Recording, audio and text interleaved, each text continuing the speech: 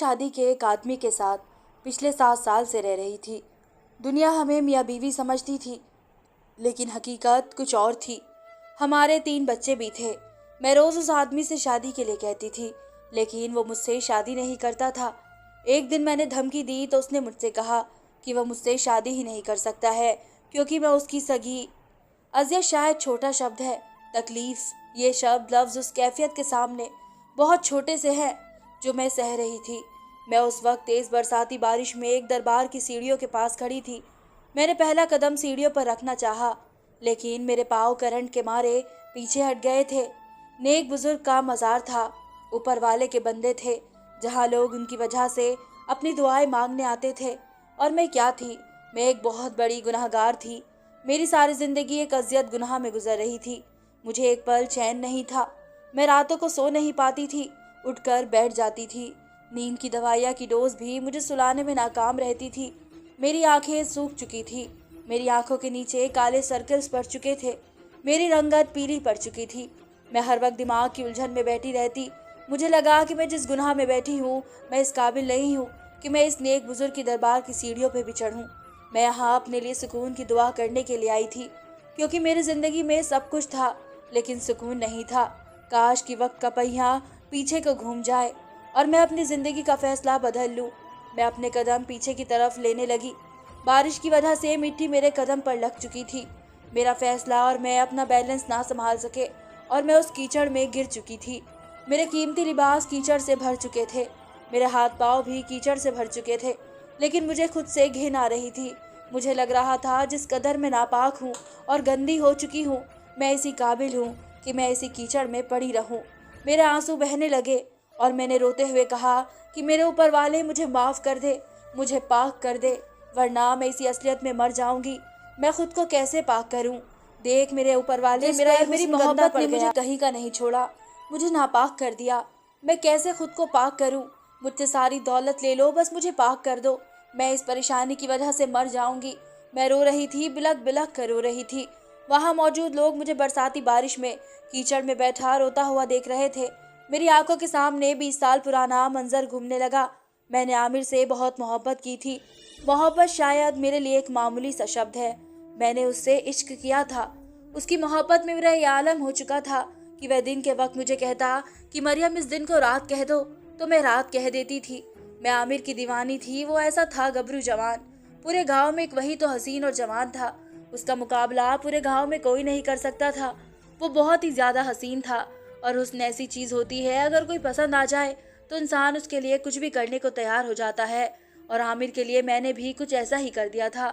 मेरा नाम मरियम था और मैं भी हुस्न की दीवानी थी। मैं एक हुस्नदार लड़के से हसीन और जवान को देखकर मेरी आंखें चमक सी जाती थी।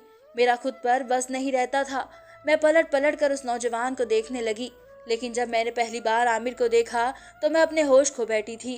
पहली नज़र की मोहब्बत किसे कहते हैं, या आमिर को देखकर मुझे एहसास हुआ था। गोरी सफ़ेद रंगत और कशिश से भरा हुआ चेहरा, लंबा ऊंचा कद था वह नौजवान। लड़की तो बहुत सी ऐसी हुस्न की मालिक होती है कि लोग उन्हें देखकर आंखें झपकना भूल जाते हैं, लेकिन मर्द हज़ारों में कोई एक ऐसा होता है जिसे देखकर आप अपने होश खो बैठते हैं, आंखें चमकना ऐसे ही नौजवानों में से था। मरियम ऐसे ही नौजवानों में की शादी में देखा था। जितना वह खूबसूरत और हुस्न से भरा हुआ था, मैं तो उसे देखते ही मर गई थी। मैं उस पर फिदा हो गई थी। हालांकि ये बात नहीं थी कि मैं खुद किसी से कम थी। मैं खुद भी बहुत ज़्यादा खूबसूरत और हसीन लड़की थी, लेकिन मेरा मसला ये था कि हमारे ख़ानदान में गैर बिरादरी में शादी किसी भी कीमत पर नहीं की जाती थी। अगर ख़ानदान में मेल नहीं होता तो लड़की की शादी बेजोड़ ही कर दी जाती है। शायद वह कम उम्र बच्ची हो या कोई बूढ़ा हो, हमारे ख़ानदान में किसी बाहर के आदमी से शादी नहीं की जाती थी। ये बात मैं बहुत अच्छी तरीके से जानती थी और अपने ख़ानदान और कास्ट के रीति रिवाज से बिल्कुल वाकिफ़ थी।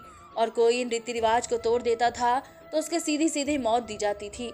और तो और मेरी महीनी बचपन में ही मौसी के बेटे से हो चुकी थी, जिस जरा सामने के 2 दांत बाहर नजर आते थे। शराफत अली के पास अपनी शराफत के अलावा और कुछ नहीं था। मैं तो उसे देखकर ही अपना रुख बदल देती थी। मैंने बहुत आंसू बहाए जब मैं होश संभालते ये सुना कि मेरी किस्मत शराफत अली से जोड़ दी गई है। मैं जानती थी कि मेरी ज़ुबान से निकला एक लफ्ज़ इनकार मेरी जान ले लेगा, इसलिए मैंने अपनी ज़ुबान को बंद कर लिया था। लेकिन अपने दिल का क्या करती जो शराफत अली को देखकर बुझ सा जाता था। कभी उसकी तरफ देखती तो मुझे परेशानी सी होने लगती थी।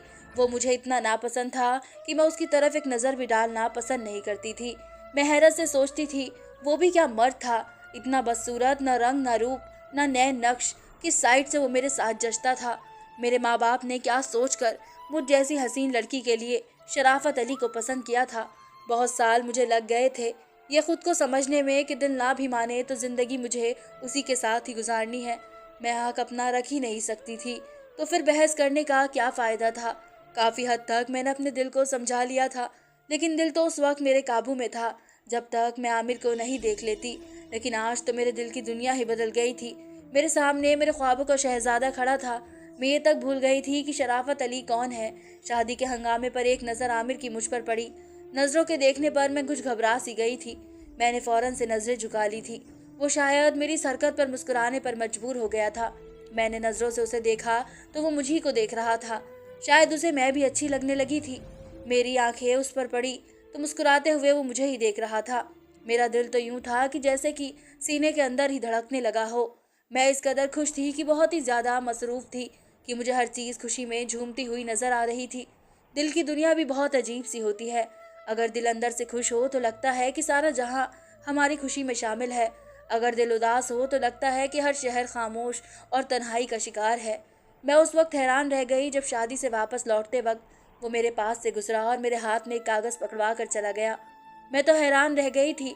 वो बहुत ही तेज़ी से वहाँ से निकल गया और मेरा हाथ थामा और कागज़ का टुकड़ा रखा और मेरा हाथ छोड़कर वहाँ से चला भी गया।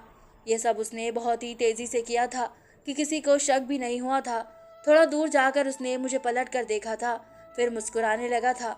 मेरा दिल तो ऐसा था कि जैसे सीने से बाहर आ जाएगा। मैं पूरे तरीके से डर गई थी। मैंने अपने हाथ मजबूती से बंद कर लिए।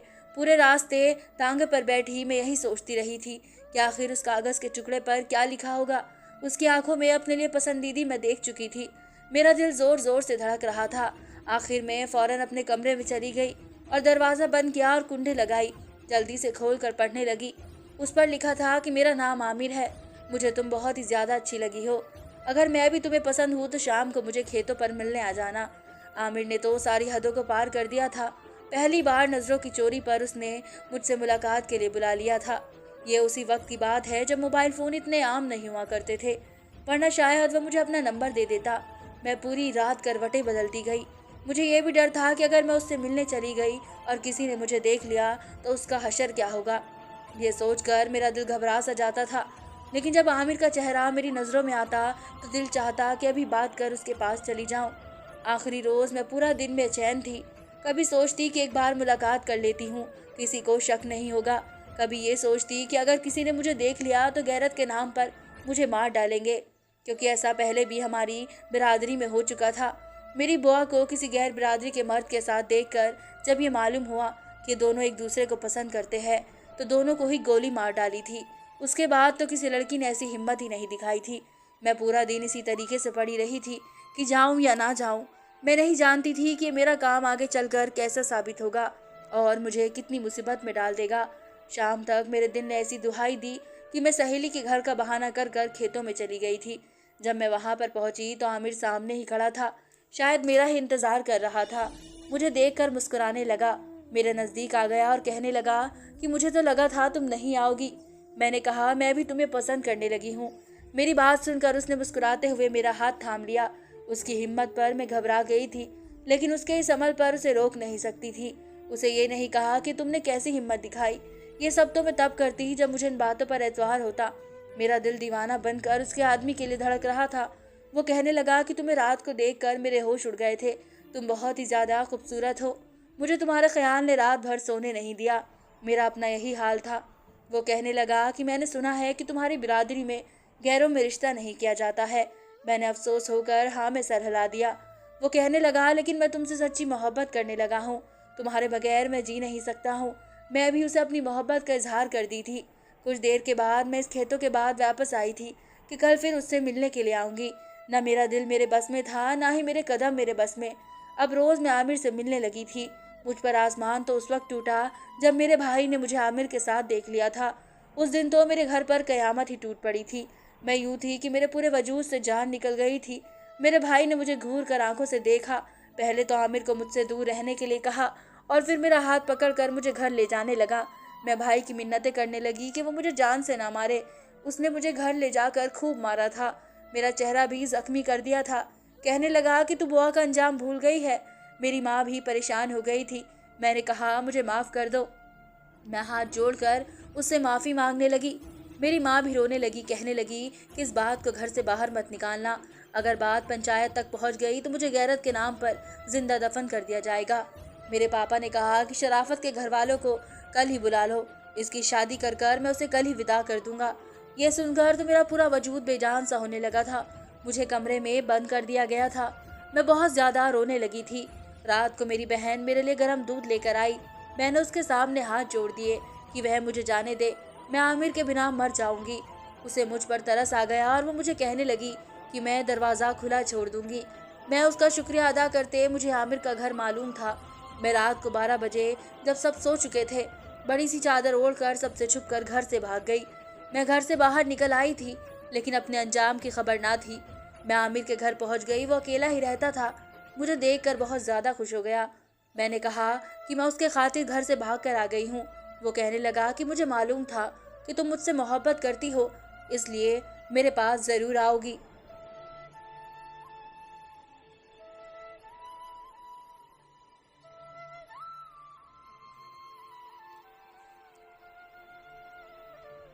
मैं उसके साथ अंधेरे में ही घर से निकली और हम दोनों सबकी नज़रों से खुद को बचाते हुए लाहौर की बस में बैठ चुके थे।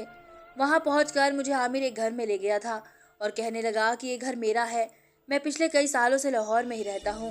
वह 2 कमरों का घर था और कहने लगा कि यहाँ तुम्हारे पीछे अब कोई नहीं आएगा। फिर कहने लगा कि तुम यहाँ पर बैठो, मैं भी आता हूँ। वो मुझे खाली मकान में छोड़कर न जाने कहाँ पर चला गया था। मैं सोचकर परेशान थी कि उसकी पैदाइश लाहौर में है तो फिर वह गांव में क्यों आया था। फिर ये सोचकर मैंने दिल को बहला लिया कि हो सकता है कि उसका काम लाहौर में भी हो, जब भी यहाँ पर रहता है। लेकिन मुझे जानकर हैरत भी हुई थी कि आमिर का कोई भी रिश्तेदार नहीं था, ना कोई माँ बाप, ना कोई बहन भाई। मैंने सोचा कि जब वो आएगा तब पूछ लूंगी। मैंने उस घर की तरफ नज़र दौड़ाई। पहले तो उस घर की सफाई में लगी रही। मुझे लगा कि कुछ ही देर में आमिर आ जाएगा, लेकिन आमिर तो शाम तक वापस नहीं लौटा था। मेरा दिल परेशान सा होने लगा था कि वह अभी तक क्यों नहीं आया। मैं एक अनजान शहर में थी, बाहर जाकर देख भी नहीं सकती थी। मैं बेहद परेशानी के आलम में उसका इंतज़ार करने लगी थी। ये भी डर दिल में आने लगा था कि कहीं मेरे भाई को तो नहीं पता चल गया और उन्होंने कहीं आमिर को मार ही न डाला हो। इस सोच रहे तो मेरी हालत ख़राब कर दी थी। मैं रोने लगी थी, आमिर के आने की दुआएं करने लगी थी। रात के 10 बजे वो आया था, लेकिन शराब के नशे में चूर था। मैं उसे देखकर हैरान थी। वो इस कदर नशे में डूबा हुआ था कि उसने अपने कदमों पर खड़ा भी नहीं हो जा रहा था। उसके हाथ में शॉपर था। उसे सहारा देकर मैं कमरे तक आई थी। मैं सोचकर बहुत ज़्यादा परेशान थी कि वह शराब भी पीता है। मैंने जैसे उसे कमरे में लिटाया, उसने मुझसे कहा कि मैं वो कपड़े पहनूं जो वो लेकर आया है। मैंने उसके हाथ से वो शॉपर लिया और जब देखा तो उसमें फैंसी जोड़ा था। मैं उसकी बात समझकर बोली कि मैं आज नहीं पहन सकती हूँ, हम कल शादी करेंगे और उसके बाद ये मैं सब पहनूंगी। लेकिन वो मुझे कहने लगा कि मुझे अभी इसी वक्त इसी कपड़ों में देखना चाहता है। मैं चाहकर भी उसकी बात को नहीं टाल सकती थी। मैंने वो कपड़े पहन लिए थे। मुझे तो लगा था कि वो मुझे सिर्फ देखने के लिए कह रहा होगा, लेकिन आमिर ने मुझे अपने बहुत ही करीब कर लिया था। मैंने उसे बहुत कहा कि शादी से पहले गुनाह है, गलत है, मुझे और इस गुनाह से बचना चाहिए, लेकिन उसने मेरी एक ना सुनी और मुझसे ज़बरदस्ती रिश्ता कायम कर लिया। मैं सुबह रो रही थी क्योंकि वह नशे की हालत में आमिर ने मुझे जहालत पेश की थी। मैं जब उससे कहा कि तुमने शराब क्यों पी है, तो मेरी बात सुनकर उसने मुझे थप्पड़ दे मारा। मैं तो आमिर का रवैया देखकर परेशान हो गई थी। खबरदार जो तुमने मेरे सामने ज़ुबान भी चलाई तो। मैंने कहा कि तुमने मेरे साथ गुनाह किया है आमिर, मुझे इस वक्त खुद से और तुमसे नफरत महसूस हो रही है। आज ही तुम मुझसे शादी कर लो। मैंने रोते हुए उसे इल्तिजा की थी, लेकिन वो आदमी बहुत ही ख़राब था और वह खामोशी से बाहर निकल गया। मुझे लगा कि वह रात को जब आएगा तो मौलाना के साथ आएगा, लेकिन वह रात को फिर से नशे की हालत में आया था। रोज़ मैं आमिर की मिन्नतें करती, उसके सामने रोती गिड़गिड़ाती कि मुझसे शादी कर लो, लेकिन मैं तो यूँ था कि जैसे कि मेरी बातें सुन ही ना रहा हो। मुझे आमिर से बहुत ज़्यादा मोहब्बत थी, जो कि इसके इस अमल से नफरत में बदलने लगी थी। वो आदमी सिर्फ बाहर से ही खूबसूरत था, अंदर से वो किस कदर घटिया सोच का मालिक था, ये बात मुझे बाद में पता चली थी। वह दिन भर नौकरी करता और रात को नशे की हालत में घर पर आता था और फिर मुझसे ज़बरदस्ती करता। मैं उसकी मिन्नतें करके चुप हो गई थी। वह तो आदमी जैसे पत्थर का मालिक था। एक दिन मैं दूसरे कमरे में खुद को बंद करके बैठ गई थी, क्योंकि अब आमिर से डर लगने लगा था। वो शराब पीकर मुझे बहुत ज्यादा गंदा रवैया करता था, मुझे मारता पीटता था, मुझसे जबरदस्ती गुनाह भी करता था। लेकिन ये भी कब तक मुमकिन था कि मैं कमरे में कैद रहती। मैं एक बहुत बड़ी मुश्किल में पड़ गई थी। शादी के 2 बहुतों की अहमियत क्या होती है, उसका मुझे शिद्दत एहसास होने लगा था। वही रिश्ता जो निकाह में कबूल के बाद इंसान को खुशी देता है, बिना निकाह के किस तरीके से ये बुरा बन जाता है, ये मुझे अब जाकर मालूम हुआ था। ये मुझसे बेहतर और कोई नहीं जानता था। हर वक्त मुझे खुद से घिन आने लगी थी। जब आमिर घर पर आता था, मेरा दिल खुश होने की बजाय खून के आंसू रोने लगता था। मुझे अपने आप से घिन आने लगती थी और मैं ऐसा समझने लगी थी कि मैं एक कोठे पर बैठने वाली लड़की हूँ जिसके जिस्म का सौदा कर दिया गया हो। बेशक आमिर के अलावा मुझे किसी ने नहीं छुआ था, लेकिन फिर भी मुझे यही लगता था कि मैं एक शरीफ और ख़ानदानी लड़की नहीं हूँ, मैं कोई तवायफ हूँ। मैं अब गुमसुम सी हो गई थी। मुझे अब आमिर के जिस चेहरे से प्यार था, उसके जिस चेहरे पर मैं मर मिट कर घर से बाहर निकली थी, मुझे अब उसी आदमी को देखकर बहुत ज़्यादा नफरत सी होने लगी थी। मुझे शराफत अली की शराफत याद आने लगी थी। वो बहुत ज़्यादा खूबसूरत नहीं था, लेकिन उसने आज तक मेरे सामने नज़र झुका कर देखा था। वो मुझे आप जनाब से बात किया करता था, कहता था कि लड़कियां काबिल इज्जत होती है, ऊपर वाले ने उसके हर रिश्ते को काबिल और ऊपर रखा है। वो अपनी माँ और अपनी बहन की भी बहुत ज़्यादा इज्जत करता था, पढ़ा लिखा भी था, गाँव के सारे रीत रिवाज को भी नहीं मानता था। पहली बार मुझे शराफत अली की खूबियाँ याद आने लगी थी। मैं तो उसे मर्द समझती ही नहीं थी, लेकिन आज मुझे ये सोचते हुए शर्म आती है कि मर्द तो शायद वही था। मुझे लगता था कि आमिर की संगत में वक्त गुजरा बहुत ही भारी है। एक पल भी मुझे उसके साथ चैन नहीं आता था। मेरी तबीयत कुछ दिनों से ख़राब रहने लगी थी। जब मैं डॉक्टर के पास गई तो मुझे कहने लगे कि आपके लिए खुशखबरी है, आप उम्मीद से है। यह सुनकर तो मेरा सर चकराने लगा था। मेरे साथ वही सब कुछ हो रहा था जो मैं जानती थी। यही अगर शादी के बाद होता तो मुझे हर लम्हा सुकून देता, खुशियाँ देता, लेकिन मुझे तो खबर ने की हैसियत में 2-4 कर दिया था। दुनिया के सामने हम मियाँ बीवी थे, लेकिन हकीकत में और ही खुश थे। मेरी औलाद नाजायज़ थी। मैंने सोचा कि यह खबर शायद आमिर के दिल में रहम खा जाए। वो मेरे साथ क्यों ऐसा कर रहा था, किस बात की मुझे सज़ा दे रहा था। मैं जब उसे ये खबर सुनाई तो वह खुश हो गया। मैंने कहा कि हमारा बच्चा नाजायज़ है, क्योंकि हमारे बीच में जो रिश्ता है वो गुनाह है। हमारी अभी तक शादी नहीं हुई है। तुम क्यों मुझसे शादी नहीं कर रहे? तुम क्यों मुझे पल पल की तकलीफ दे रहे हो? वो कहने लगा कि मैं तुमसे शादी नहीं कर सकता हूँ। ये कहकर वो कमरे से बाहर चला गया था। मैं परेशान सी हो गई थी। वह मुझे मरने से बदतर जिंदगी दे रहा था, जो मेरे लिए किसी मौत से कम नहीं थी, लेकिन मुझे वजह बताने के लिए भी तैयार नहीं था। वक्त बहुत तेज़ी से गुजरने लगा था। मेरे 2 बेटे हो चुके थे, 10 साल के हो चुके थे।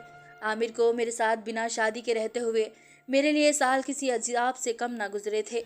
एक बार आमिर ने मुझसे कहा कि मुझसे शादी करना चाहता है। यह सुनकर मैं खुश हो गई थी, लेकिन वो मुझसे कहने लगा कि दूसरी औरत से शादी करना चाहता है। मुझे तो उसने बदले के लिए शादी की थी और वह मुझे वापस गांव भेज देगा। मैं उसकी बात सुनकर हैरान रह गई थी। मैंने कहा कि मैंने तुम्हारा क्या बिगाड़ा था? तो कहने लगा कि तुम्हारे ख़ानदान ने मेरे बड़े भाई को मार डाला था, जो तुम्हारी बुआ से मोहब्बत करता था। मेरे माँ बाप जवान बेटे का सदमा बर्दाश्त नहीं कर पाए थे, वो भी मुझे तन्हा छोड़ कर जा चुके थे। मैंने उस दिन सोच लिया था कि मैं उनके ख़ानदान की लड़की के साथ ऐसा खेल रचाऊंगा। तुम्हें पल पल तकलीफ़ में देखकर मुझे बेहद सुकून मिलता था। अब तैयारी करो और देख लो यहाँ से जाने की, अपने बाप के घर। उसे बता देना कि मैं उसे अपने भाई का बदला ले लिया है। ये कहकर उसने अपने बच्चे भी रख लिए और मुझे धक्के देकर वहाँ से निकाल दिया। मैंने आमिर से कहा कि इसमें मेरा क्या कसूर है, मैं तो तुम्हारे खातिर सब कुछ छोड़ कर आई थी। लेकिन वो कहने लगा कि अब मेरे ही कहने पर वापस लौट जाओ। मैं गाँव जाने के बजाय एक मज़ार पर आ गई थी। मुझे अपनी हालत पर रोना आने लगा। मेरी ज़िंदगी के 10 साल एक गुनाह के कट चुके थे। मैं मज़ार पर बैठी हुई रो रही थी जब मेरी नज़र शराफत अली पर पड़ी। उसके साथ एक हसीन औरत थी जो उसके साथ हंसकर बातें कर रही थी। साथ में 2 बच्चे भी थे। अब तो वो पहले से काफ़ी ज़्यादा बदल चुका था। मैंने उन्हें देखकर चादर से अपना मुंह छुपा लिया, कहीं वो मुझे देख ना ले। मैं रोने लगी कि इज्जत की ज़िंदगी मेरी भी हो सकती थी अगर मैं हुस्न के पीछे ना भागती, मैं अपने बाप की दहलीज ना पार करती तो। धन्यवाद दोस्तों।